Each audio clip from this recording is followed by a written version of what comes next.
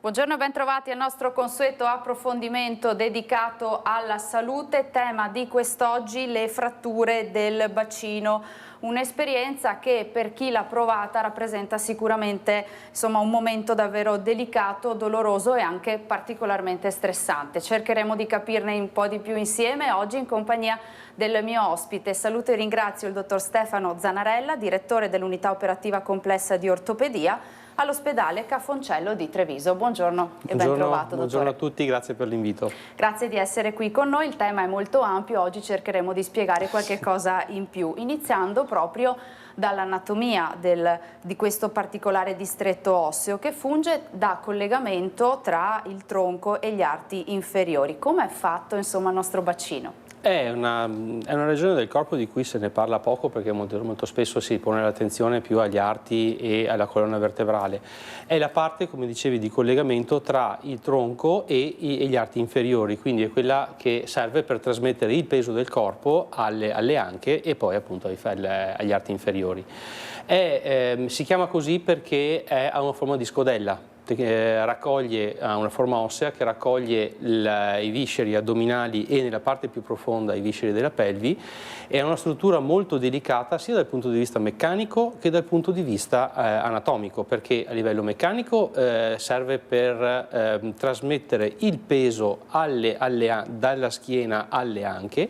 È fondamentale nella gestione del corpo, del passaggio tra l'essere seduti e lo stare in piedi, e è anche fondamentale nel contenere e in un certo qual modo proteggere certi visceri interni che sono appunto i visceri della pelvi, quindi la vescica, la parte finale dell'intestino appunto e la regione e gli organi sessuali, appunto quelli più interni.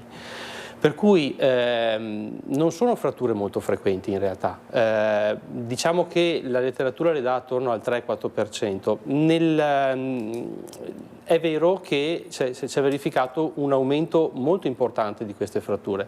Mi ricordo che quando ho cominciato la mia carriera si parlava di una cinquantina di fratture all'anno, attualmente sono quasi raddoppiate, anche se tecnicamente prima esistevano pochi centri che le trattavano, attualmente ci sono più centri e più strutture appunto che trattano questo tipo di fratture. Forse conosciamo e sentiamo un po' più nominare la frattura dell'anca, la frattura del femore, questa soprattutto anche nelle persone di una certa età. Sì, sono molto più, anche perché sono molto più frequenti effettivamente, però sta incredibilmente aumentando il volume delle fratture, legato anche al fatto delle abitudini, la tendenza a correre di più in macchina, la tendenza a utilizzare mezzi meno sicuri o comunque più veloci, una scarsa attenzione a delle norme di sicurezza e molto spesso anche a delle norme di comportamento non perfettamente coerenti con quello che dovrebbe essere. Di certo è che sia nel giovane che nell'anziano stanno aumentando e il trattamento non è un trattamento così diffuso dal punto di vista di esperienza ortopedica come le fratture dell'anca che un qualsiasi centro ortopedico di buon livello riesce a fare. Ecco, poi avremo modo anche di ampliare questo tema. Lei ci ha portato un modellino, sempre sì, tornando a parlare dell'anatomia del bacino, e si capisce insomma proprio che ha la funzione di raccogliere e leggiamo anche in questa slide è una struttura con una discreta elasticità, a dispetto di quello che si potrebbe pensare, no? Esatto. Allora, questo è la mascotte della sala operatoria nostra, praticamente serve anche per programmare gli interventi, per valutare un po' tutte le parti tecniche che devono essere fatte. È una rappresentazione ossea solo del bacino.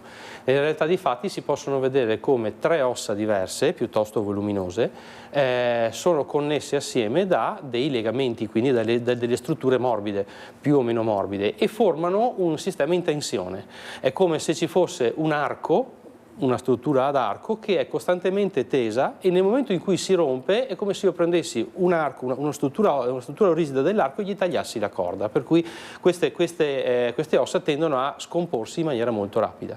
Infatti gli interventi sono legati principalmente al ripristinare questa struttura circolare del bacino e a proteggere le strutture nobili, i visceri e le arterie, e a proteggere anche le strutture nobili ossee, che è l'articolazione dell'anca.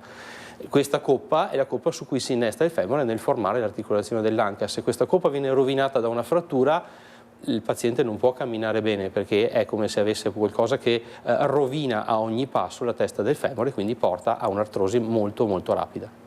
0422 1628 332 è il numero per intervenire in diretta, lo state vedendo in sovraimpressione, quindi attendiamo le vostre telefonate, una domanda, una curiosità da porre al dottor Zanarella. Torniamo alle slide, qui viene proprio rappresentato l'arco di cui parlavamo poco fa, esatto. No, dottore? Sì,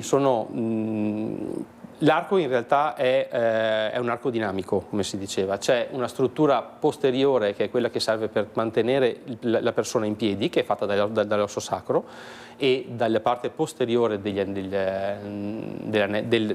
pelvico, appunto, mentre la struttura anteriore è utile nella stazione seduta, cioè quando noi siamo seduti, è presa molto in carico anche nella trasmissione delle forze e più che altro serve come attacco delle strutture muscolari. In questa regione anteriore si attaccano tutti gli adduttori, che sono famosi negli sportivi ma anche appunto nelle persone normali, che sono muscoli che poi scendono fino alla coscia e sono molto importanti non solo nella camminata o nell'attività fisica ma anche nella semplice stazione eretta, perché sono degli stabilizzatori del passo e anche della stazione eretta. Per cui diciamo che solo dal punto di vista osseo e muscolare è una struttura che è in perenne equilibrio, e l'equilibrio molto spesso viene rovinato da un trauma eccessivo e da eventi anche esterni, appunto, che possono essere più o meno violenti. Che cosa possiamo vedere nella slide che la regia di Francesca Pezzo e Alessandro Granziera ci hanno mostrato poco fa, sempre parlando insomma dell'anatomia di questo distretto osseo, dottore? Nella slide possiamo vedere come le forze del peso vengono trasmesse direttamente appunto dalla schiena alle anche, ma esistono anche altre forze importanti, le forze che vengono trasmesse dallo stesso passo verso l'alto. L'atterrare, il camminare, il correre creano delle forze che possono essere trasmesse all'arco anteriore. Ecco perché è importante gestire bene non solo la parte posteriore del bacino a livello chirurgico, ma anche la parte anteriore, perché può dare ai pazienti dei problemi importanti nella gestione appunto della camminata e nell'equilibrio anche del passo tante volte. Abbiamo una prima telefonata in studio. Pronto, buongiorno, chi ci parla da casa? Sì, salve, buongiorno. Io sono Claudio. Buongiorno Claudio, prego. Salve, chiamo da Montagnana, in provincia di Padova, e in realtà mi chiamano i miei amici anche Claudiano. E volevo appunto condividere una mia esperienza che ho avuto qualche anno fa mentre lavoravo. Io praticamente lavoro nel periodo estivo in un'azienda nella raccolta delle mele, appunto qua della zona, e cadendo una volta dalla scala mentre raccoglievo appunto le mele, sono atterrato sul fondo schiena e ho avuto subito un grosso dolore. Insomma, ho continuato a lavorare, però poi sono stato portato in pronto soccorso e lì avevano trovato una frattura, lussazione del coccige se non sbaglio. E insomma poi in quella sede, ecco, mi avevano anche, dopo aver fatto sulla radiografia così, l'ortopedico mi ha spiegato che c'era da fare una procedura e appunto poi mi ha fatto una riduzione di questa cosa. Io volevo solo chiedere all'ospite se questa cosa che ho avuto 2 anni fa poteva avere delle conseguenze ora, ed eventualmente, ecco, se, visto che comunque ho capito un esperto insomma di questo tipo di problematiche, sia anche disponibile a darmi un'occhiata, nel senso per aiutarmi, perché io comunque qualche fastidio ancora lo ho anche dopo questa cosa, e comunque è stata una procedura liberatoria, quasi piacevole, insomma, ecco, in questa situazione. Chiarissimo, grazie per la sua telefonata. Se ho capito bene, riassumo, il signore che ci ha chiamato da casa è caduto dalla scala e ha riscontrato una frattura del coccige e chiede se, nonostante siano passati 2 anni, possa avere delle ripercussioni. Se ho capito bene, insomma... È molto facile, è molto facile, perché noi pensiamo sempre al coccige come la parte finale della colonna vertebrale. Scherzando dico sempre ai pazienti, aveva un valore quando noi eravamo scimmie, perché da lì partiva la coda, adesso è un residuo appunto su cui si attaccano pochi legamenti. Diciamo che le manovre sono piuttosto rischiose, anche perché molte volte appunto tendiamo a non farle, però ogni frattura del coccige può comportare una mancata guarigione tante volte, e anche per la sede in cui è, che è piuttosto delicato da trattare, tendenzialmente può portare a un fenomeno chiamato coccigodinia, che sono dei dolori cronici legati anche ad attività corporee, eventualmente all'evacuazione o anche a altre attività, che possono portare anche a un discomfort importante. Cioè, non sottovalutiamo il fatto che ci sono dei dolori che, per quanto possono essere considerati lievi o minori, se applicati costantemente nel paziente comportano un'enorme riduzione della qualità della vita. Non può esserci una persona contenta di avere un dolore cronico o di sapere di poter avere questo dolore. L'unico trattamento possibile è quello esterno, farmacologico, non cruento, perché in quella regione qualsiasi trattamento che si fa di chirurgico non può che portare a dei problemi piuttosto importanti. Si arriva nei casi estremi all'asportazione di quella sezione, ma è un intervento che di solito non si consiglia, soprattutto per pazienti attivi come il Quindi il signore. consiglio al nostro telespettatore è quello eventualmente di, se c'è un dolore che persiste o qualche problematica che persiste, insomma di magari approfondire, fare una visita ulteriore. Cambiare abitudini, cambiare certi tipi di abitudini, perché magari anche certi tipi di posture, certe sedute o certe abitudini anche lavorative possono portare alla formazione di infiammazioni in quella regione, appunto, e quindi causare dei dolori importanti. Attività fisica sì o no? L'attività fisica sul coccige no, nel senso non ha un grosso impatto da quel punto di vista. L'importante è non esagerare, ripeto, con l'attività fisica, e se si nota che certi esercizi vanno a stimolare il pavimento pelvico, quindi sono esercizi piuttosto delicati, quelli devono essere evitati o limitati, ovviamente. Certo. Tornando al nostro bacino, torniamo un po' più in su. Torniamo insomma sempre a un distretto osseo importante e vediamo insomma in questa rappresentazione, io credo, ancora il movimento, no, del bacino e quindi di questo distretto osseo. Lo vediamo in questa slide, grazie alla regia. Prego, dottore. Quello lì è sono delle slide che uso anche per fare delle lezioni, appunto, agli studenti o ai medici in formazione. Mostra quale possibilità di movimento ha l'anca rispetto, appunto, a un'articolazione un po' più mobile, tipo la spalla. Pensiamo all'anca sempre come un'articolazione che ci fa camminare o ci fa salire le scale. Nella fattispecie in realtà è un'articolazione che ha un arco di movimento insospettabile, molto ampio, e lavorare poi su fratture che devono ripristinare la congruenza dell'anca, cioè la forma della parte dell'acetabolo nella maniera più anatomica possibile, significa poter ridare al paziente la possibilità di avere dei movimenti importanti. Normalmente per la vita quotidiana basta riuscire a flettere attorno ai 90 gradi, ma solo avere uno scalino un po' più ampio, avere delle necessità un po' più alte rispetto alla normale camminata, comporta la necessità, appunto, del paziente di dover flettere un po' di più, di poter allargare l'anca, appunto, in una maniera più importante di quanto farebbe se non fosse trattata bene dall'inizio. In questa immagine, se non sbaglio, vediamo anche come è irrorato questo distretto osseo. Quella la uso sempre per far capire che si parla di fratture, si parla di ossa, studiamo le fratture su questi modellini, ma poi bisogna calarle nell'attività clinica, e l'attività clinica mostra una struttura in cui ci sono dei vasi, delle arterie e delle vene piuttosto importanti, delle strutture che se lesionate possono portare a ingenti perdite di sangue anche in tempi rapidi per quanto riguarda il paziente. Non ultimo il fatto che all'interno ulteriormente di queste strutture ci sono degli organi come la vescica, come la parte finale del tubo digerente, che se vengono lesionati possono portare a problematiche importanti.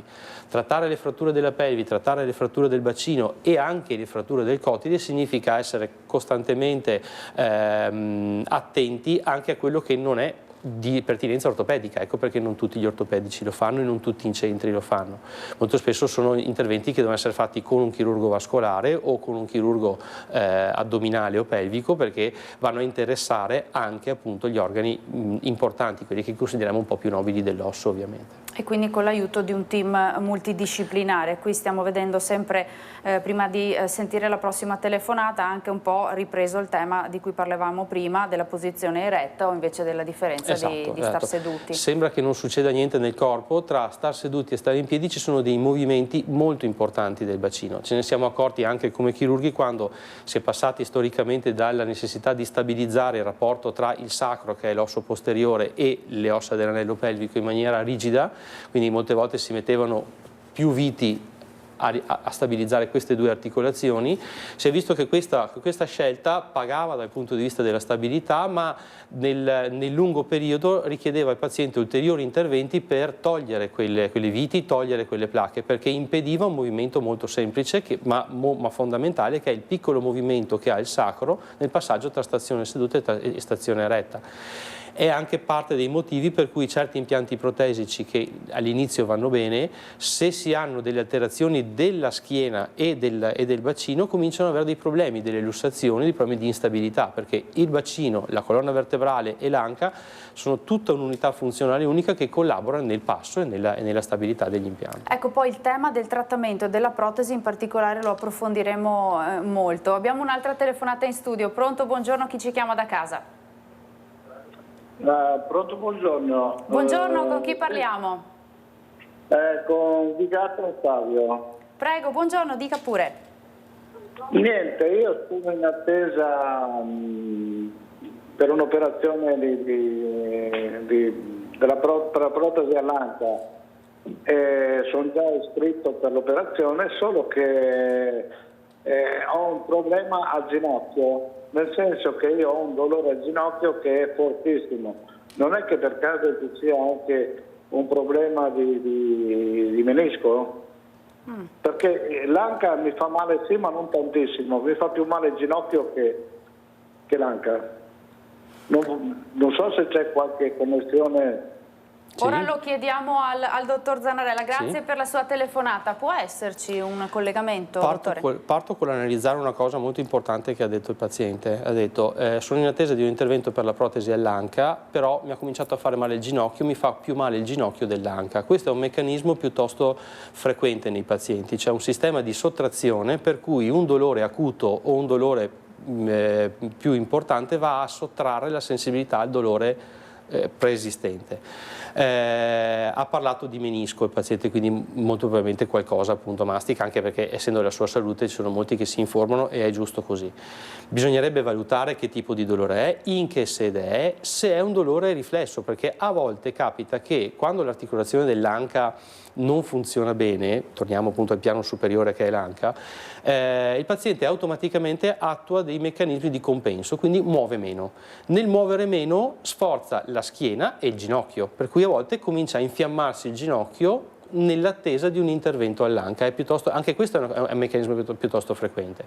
Se invece nel corso della visita si rileva che effettivamente c'è un problema del ginocchio, nulla vieta che uno con un po' di sfortuna si faccia male in più sedi contemporaneamente, se questo succede allora è utile però valutare i tipi di trattamento. Di solito è meglio impostare il trattamento maggiore all'inizio e poi valutare se quel ginocchio merita un trattamento magari infiltrativo o magari appunto conservativo, piuttosto che lavorare subito su un intervento. Quasi mai è meglio fare due interventi su articolazioni maggiori nello stesso momento, perché si rischia, a parte l'aumento delle complicanze, si rischia di sovrastimare tante volte il dolore e le problematiche delle singole articolazioni. È probabile che se il telespettatore che ci ha chiamato riesce a correggere con l'intervento il problema all'anca, si sistemi poi anche il dolore al ginocchio? Questo capita spesso, magari non si sistema ma si attenua, se non è un problema sempre legato al ginocchio. Questo capita spesso, capita che aver male a un lato di un corpo, a destra ad esempio, comporti col tempo lo sviluppo di un dolore anche a sinistra. E molto spesso trattare il dolore principale o il dolore maggiore comporta una risoluzione parziale anche dell'altra parte, per cui nel trattamento è sempre utile pensare a cosa serve al paziente, non tanto a cosa deve fare il medico per risolvere quel sintomo, ma a vedere il quadro generale. Suggerisco al paziente deformazione, al telespettatore che ha chiamato, certo, di essere rivalutato prima di fare la protesi d'anca, perché in quel caso lì potremo valutare se è principalmente importante sistemare il ginocchio e poi eseguire la protesi d'anca con un ginocchio che può eseguire la fisioterapia, o se, come penso, è meglio andare avanti con la protesi d'anca e trattare al contempo il ginocchio in maniera conservativa con delle infiltrazioni o con delle terapie antinfiammatorie per riuscire a portarlo in una condizione ottimale per fare la fisioterapia. Quindi insomma una valutazione che possa essere magari anche un po' più ampia, no? E comprendere anche il distretto del ginocchio. E soprattutto sartoriale sul paziente, non legata a massimi sistemi. Con la prossima slide vediamo quali possono essere le principali cause di frattura del nostro bacino, dottore. Raramente, eccetto casi di pazienti delicati, raramente sono traumi lievi. Fratture del bacino sono quasi sempre traumi importanti, traumi lavorativi, traumi come si vede nelle rappresentazioni, traumi della strada, lesioni in pazienti eventualmente già compromessi, persone che soffrono di osteoporosi o che hanno una compromissione delle condizioni di salute salute che porta a una debolezza dell'osso.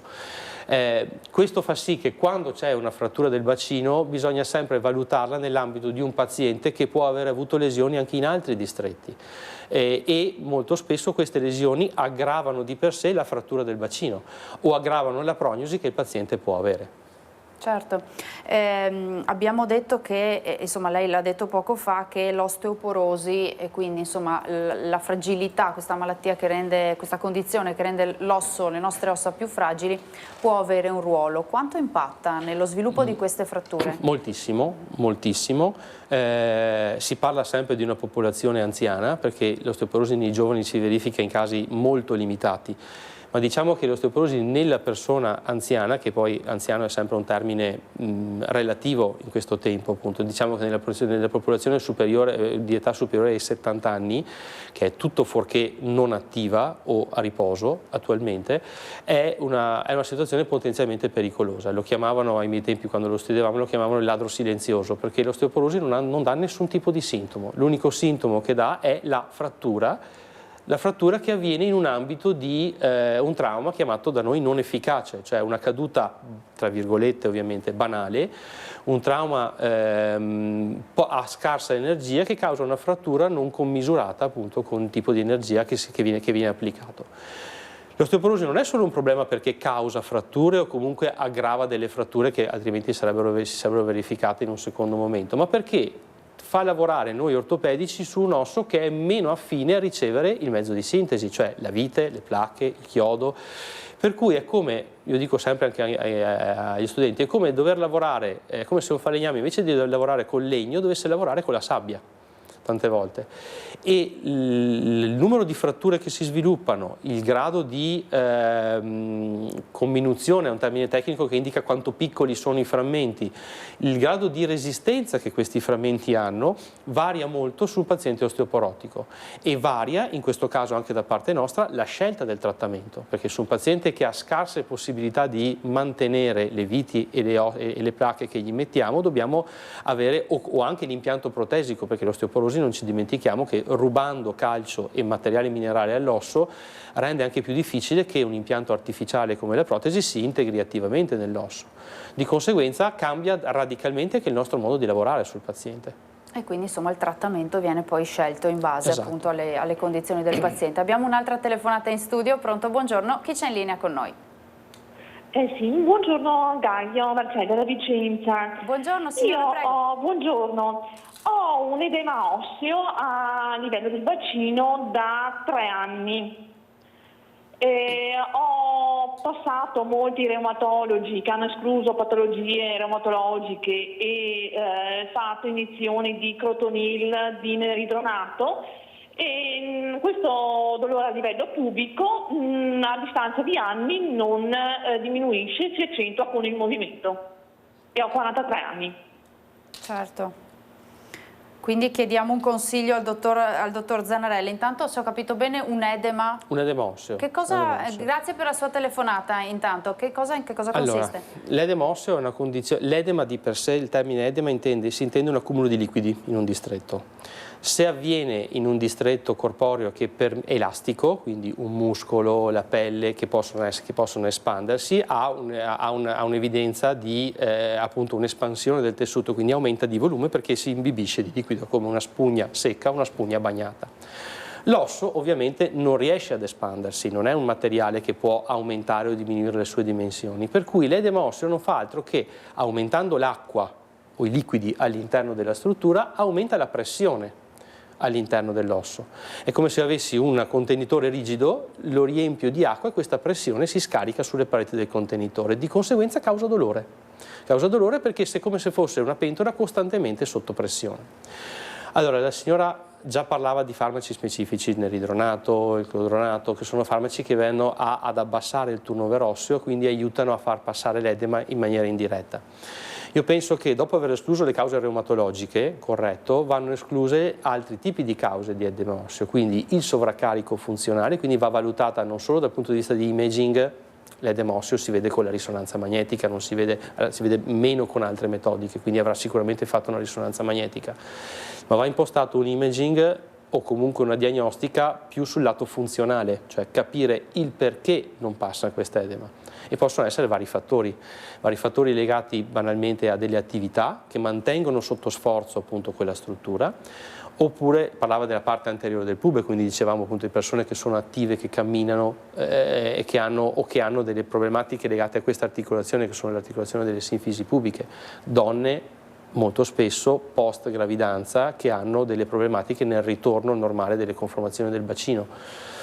Bisogna quindi capire il perché, arrivando anche in casi un po' più avanzati, dopo aver fatto tutto l'imaging, mi viene in mente esami di terzo livello, non oltre la risonanza, anche a fare delle biopsie.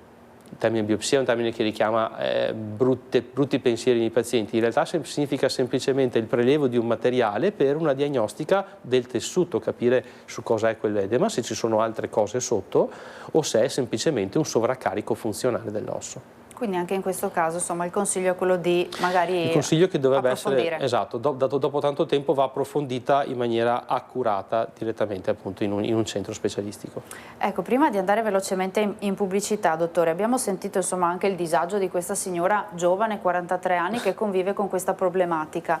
Quanto problematiche come queste, ma anche una frattura del bacino, che è il tema di cui stiamo trattando oggi, impattano sulla vita delle persone e anche sulla vita di chi si occupa, nel caso di pazienti anziani, di queste persone? Allora, tutte le fratture impattano sulla qualità della vita e anche sulla qualità di chi deve gestire poi il paziente al di fuori dell'ospedale. Questi tipi di fratture hanno un carico maggiore. Parto sempre dal presupposto che noi viviamo in un mondo in cui non è più considerata buona cosa il riposo a letto eccessivo, giustamente appunto per vari motivi, perché l'allettamento provoca dei problemi più gravi che non il muoversi precocemente dopo una frattura.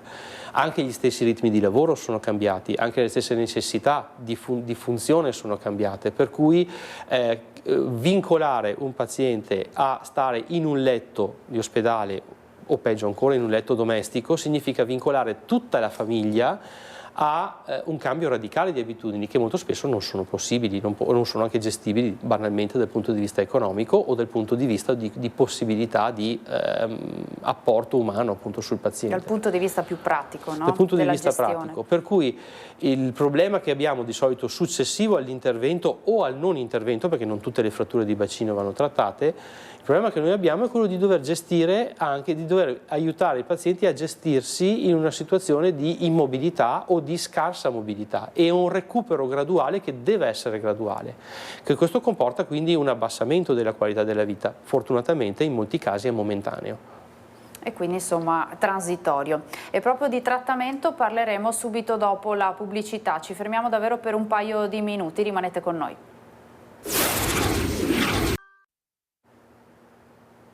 Rieccoci nuovamente in studio, ancora in diretta, stiamo trattando il tema delle fratture del bacino insieme al dottor Stefano Zanarella, direttore dell'unità operativa complessa di ortopedia all'ospedale Ca' Foncello di Treviso. Abbiamo raccontato ampiamente insomma che cosa serve questo particolare distretto osseo e quindi come è fatto. Spesso ci dimentichiamo insomma il nostro corpo come è fatto. Abbiamo parlato delle fratture, quindi delle cause, abbiamo detto che sono anche in aumento, ma passiamo a parlare del trattamento. Come si passa alla riparazione di una frattura del bacino? Ha detto proprio bene in termini riparazione, nel senso, partiamo col fatto dicendo che non tutte le fratture devono essere trattate in sala operatoria. Abbiamo dei criteri per definire se una frattura del bacino comporta una diminuzione della stabilità di questa struttura oppure può essere gestita anche fuori dalla sala operatoria.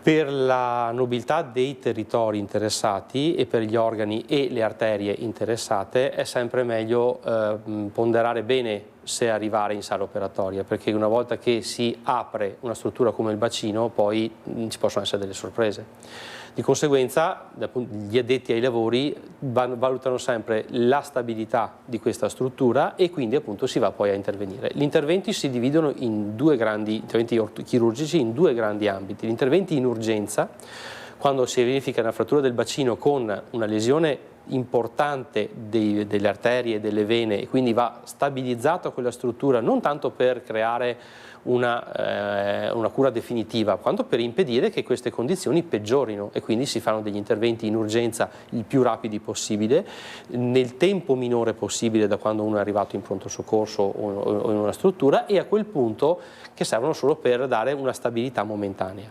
E la seconda branca, che è quella che ha avuto i maggiori sviluppi in questi anni, appunto, è l'intervento elettivo o l'intervento comunque appunto in urgenza differita, quello in cui dopo aver atteso che il paziente possa subire un intervento di chirurgia maggiore, si va a lavorare direttamente sul bacino. Lì come si trattano?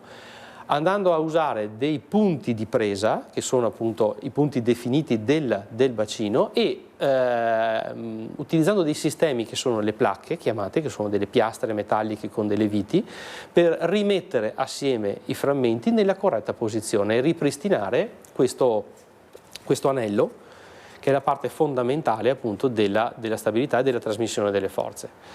Nel corso degli anni è stata sviluppata una pletora di sistemi che vanno dai sistemi di approccio da dietro, posteriori, appunto, ai sistemi di approccio anteriori, ma tutti basati sul fatto di sfruttare i punti in cui le ossa sono più presenti, sono più dure, in termini appunto profano, e attaccarvisi con le placche, con i sistemi placche e viti, per ridare una continuità dove la frattura ha interrotto questa continuità. Quindi non sempre si va in sala operatoria? Non sempre si va in sala operatoria, e quando su una frattura di bacino si va in sala operatoria bisogna stimare non tanto la frattura quanto il paziente a cui è venuta la frattura.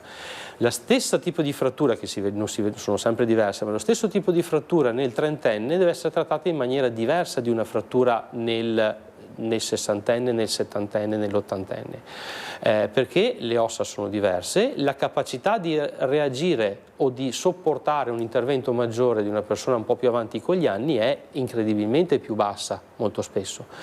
Va valutate anche quali altre ferite hanno avuto i pazienti, quali altre cose, quindi è tutto un insieme di valutazioni che, se portano poi il paziente in sala operatoria, richiedono inizialmente una ricostruzione del bacino.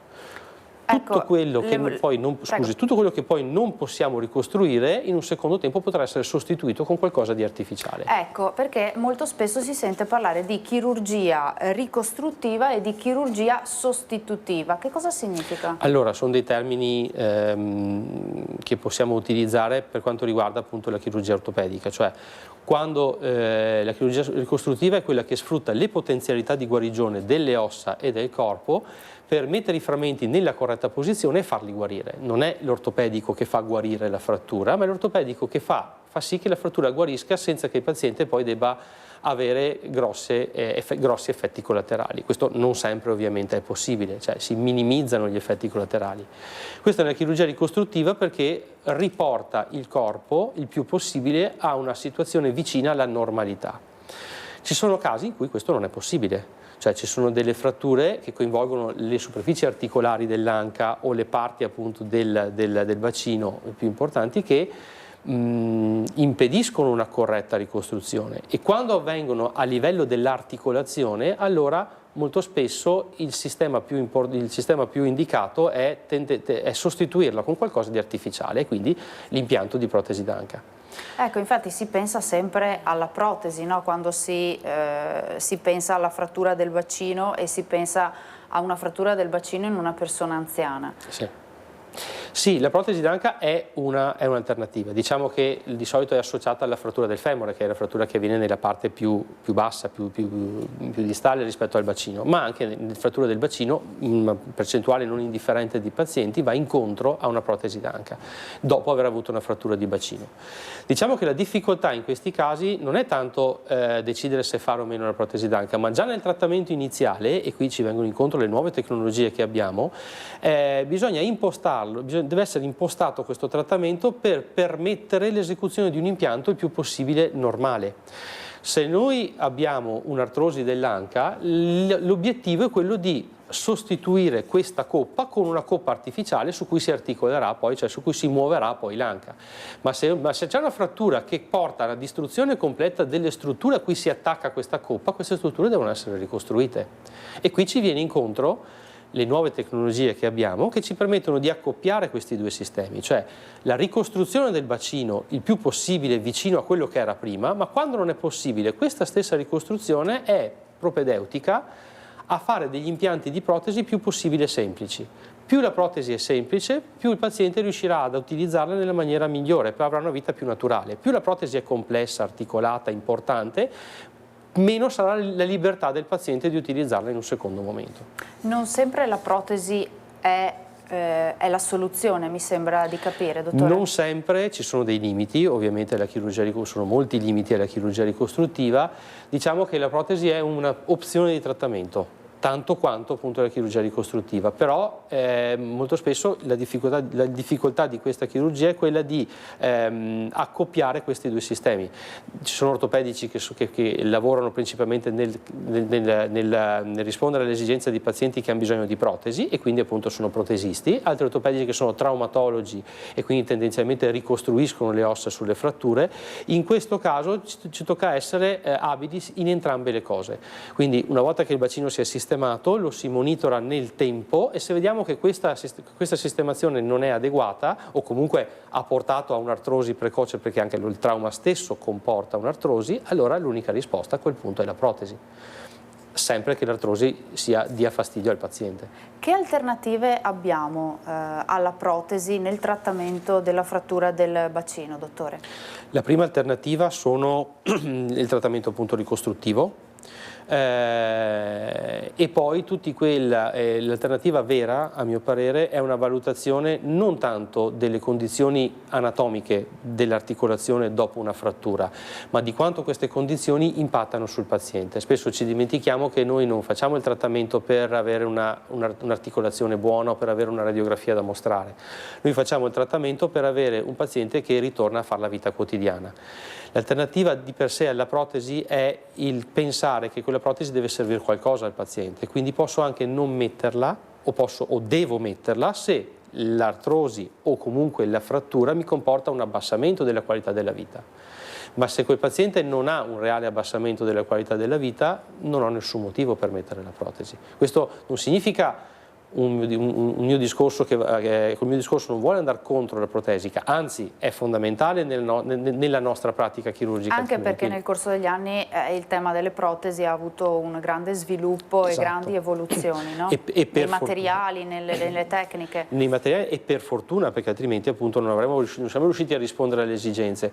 Ma quello che deve muovere l'ortopedico è principalmente il benessere del paziente, non tanto il fatto di fare la protesi perché c'è un'artrosi, ma fare la protesi perché quel paziente ha bisogno della protesi in relazione alle sue attività quotidiane. Anche perché molto spesso, non l'abbiamo detto, ma le fratture possono coinvolgere anche altri distretti ossei vicini, adiacenti al bacino, no? Certo, complicando naturalmente il quadro, corretto? Complicando e richiedendo anche molteplici interventi. Non è infrequente che il paziente che abbia la frattura di bacino deve andare più volte nel periodo di ricovero in sala operatoria per trattare prima una frattura, poi un'altra, poi valutare i trattamenti successivi. Le stesse fratture di bacino molto spesso, raramente in realtà, scusate, devono essere approcciate con due diversi interventi, da anteriore e da posteriore, per cui sono pazienti che raramente se la cavano con un solo intervento. Quindi insomma capiamo quanto può essere complesso poi anche il recupero. Allora le chiedo se esistono delle nuove tecniche di intervento, tecniche anche molto mini-invasive. Oggi si parla molto insomma di tecniche che possono avere vantaggi sia in fase di trattamento ma anche in fase di recupero. Allora, quando uno pensa all'innovazione in medicina, come in generale, uno può pensare sempre all'intelligenza artificiale, ai sistemi computerizzati. In questo momento in ortopedia il sistema computerizzato ci sta aiutando, permettendoci di vedere con l'aiuto del computer laddove gli organi e gli arterie non ci permettono di vedere bene l'osso, quindi ci sono tutti i sistemi di tracciamento delle fratture e delle strutture ossee che vengono poi elaborate da un computer e permettono, senza limitare la manualità e il trattamento personale del chirurgo, ma gli permettono una maggiore accuratezza. si è sviluppato anche tutto un sistema di trattamenti percutanei mini-invasivi per stabilizzare l'anello del bacino senza andare a aprire completamente. Un altro campo di innovazione molto importante sono le innovazioni meccaniche, cioè le innovazioni in cui non vi è tanto un'attività computerizzata, ma vi sono delle strutture nuove, pensate, elaborate da degli ingegneri che lavorano a stretto contatto con degli ortopedici, che permettono ad esempio l'esecuzione di più manovre con un solo dispositivo e con un solo intervento, laddove 5-6 anni fa avevamo bisogno di 2 interventi diversi o di mettere 2 strutture diverse. Adesso appunto riusciamo a farlo con una sola struttura, con un solo dispositivo. Tutta una serie di strumentali che ci permettono di lavorare più lontano dal paziente, non avvicinandoci anche con le mani, quindi significa divaricare meno i tessuti, aprire meno, dare meno stress anche ai tessuti molli. Tutte queste sono innovazioni importanti tanto quanto la fase computerizzata e che ci aiutano a alzare l'età di intervento. Attualmente anche pazienti che prima, settantenni, che prima non venivano operati, un po' perché storicamente erano considerati al di fuori della fascia produttiva, cosa che è la più sbagliata di tutte, anzi ci sono un innalzamento anche delle richieste funzionali giustissime da parte di quel tipo di persone, adesso ci permettono di intervenire in maniera più conservativa, meno aggressiva e anche più efficace da questo punto di vista, permettendo oltretutto di abbreviare i tempi in cui il paziente deve stare a letto. Che è fondamentale, come abbiamo detto. Forse non abbiamo spiegato bene a che cosa servono quei supporti di acciaio che abbiamo davanti al modellino. Questi li ho portati appunto per far vedere cosa intendevo per innovazione.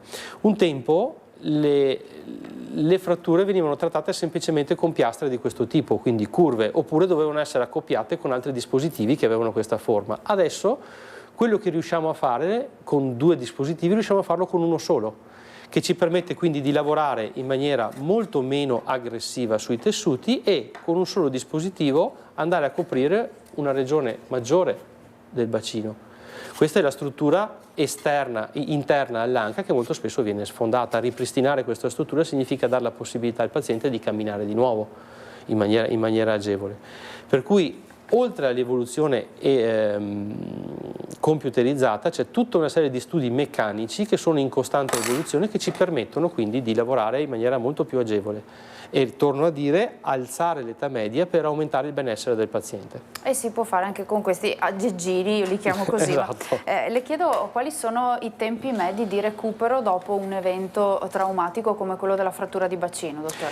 Allora, i tempi medi di recupero variano molto da paziente a paziente, basiamoci su questo. Quindi è molto soggettivo. La realtà possiamo darne dei tempi. Di solito, se una frattura viene stabilizzata correttamente, nell'arco dei 15 giorni il paziente può già cominciare appunto a essere, in termine tecnico, verticalizzato, cioè messo in piedi, senza appoggiare completamente sul lato dell'arto operato. Se invece la frattura viene trattata in maniera conservativa, molto spesso i tempi si allungano, un mesetto almeno di immobilizzazione. Quello che cambia, ripeto, ultimamente è che questa immobilizzazione un tempo doveva essere passata a letto in una posizione supina o al massimo appunto sul fianco non interessato. Adesso possiamo, stabilizzando bene la frattura, possiamo anche portare il paziente seduto, farlo sedere, fargli fare dei passaggi a letto e poltrona, quindi è un cambio radicale del comfort del paziente. Nell'ambito del ritorno a attività lavorative importanti, almeno 2-3 mesi il paziente deve capire che quando ha una frattura di bacino la sua vita va in stand-by, la sua vita normale va in stand-by per almeno 2-3 mesi. Dopo quanto si cammina? Sempre un paio di mesi, dottore? Anche qui è molto soggettivo. No, attualmente l'attività chirurgica ha permesso di abbassare, si può iniziare a camminare entro il mese se la frattura è correttamente stabilizzata. Quindi insomma tempi di ritorno alla normalità un po' più brevi. Un po' più rapidi, sì. È possibile prevenirle? Sì, io dico sempre con un po' di sale in zucca, nel senso che molto spesso le fratture di bacino sono legate nel giovane a un eccesso di confidenza con l'utilizzo di mezzi veloci, manovre della strada che non sono consone alla sicurezza, abitudini al lavoro che bypassano dei sistemi di sicurezza che sono considerati obsoleti, che sono considerati non utili, che poi alla fine, la volta che si verifica l'imprevisto, appunto causa un danno piuttosto importante. Per cui la prevenzione è la prevenzione degli infortuni principalmente. Mentre per quanto riguarda nell'anziano, la prevenzione è la prevenzione degli infortuni domestici. La prevenzione è il fatto di adattare la casa delle persone che hanno oltre una certa età, impedendo che vi siano delle strutture su cui possono scivolare o su cui possono appunto inciampare. Cercare di evitare che certe persone stiano a casa da sole per troppo tempo. So che è un argomento molto spinoso e molto difficile, però molto spesso la solitudine comporta anche un'esposizione maggiore al trauma. Per cui la prevenzione sta proprio a volte, dico sempre in maniera anche un po' presuntuosa, nel cercare di rallentare certi ritmi per avere un benessere maggiore in un secondo momento. Naturalmente è consigliata anche una fase di riabilitazione, no? Per recuperare del tutto. Non è consigliata, è fondamentale. Cioè, una volta che un paziente ha avuto un intervento di questo tipo, io dico sempre che è stato fatto il 50% del lavoro, l'altro 50% deve fare il riabilitatore col paziente.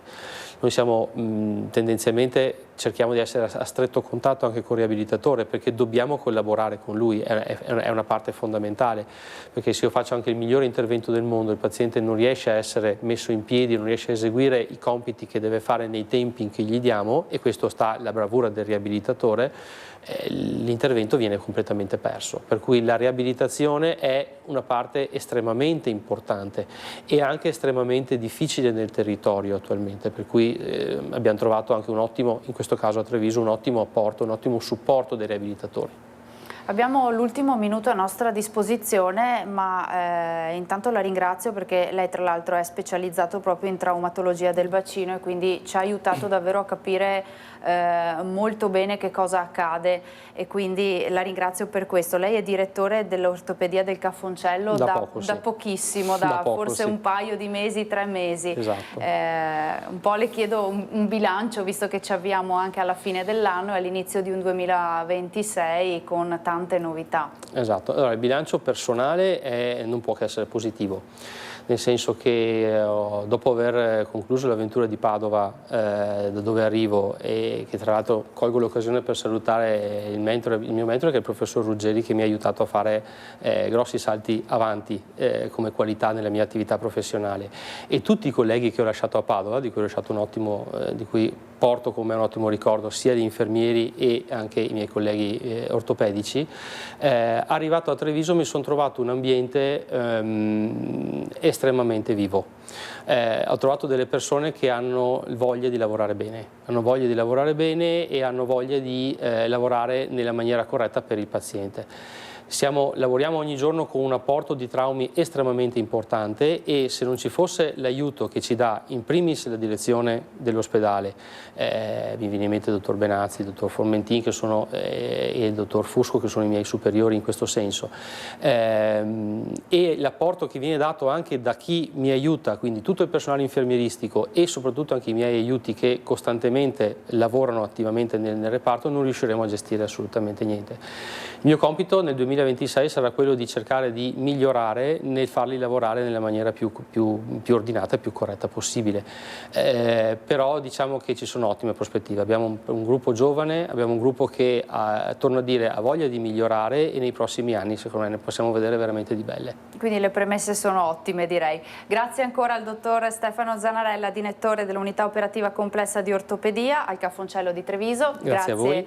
Grazie dottore. Vi lascio alla ricetta di Casa Pappagallo e al film L'avventuriero di Hong Kong. Ringrazio Francesca Pezzo e Alessandro Granzera in regia, a voi per averci seguito da casa, e vi do appuntamento alla prossima puntata. Un buon proseguimento di giornata, arrivederci.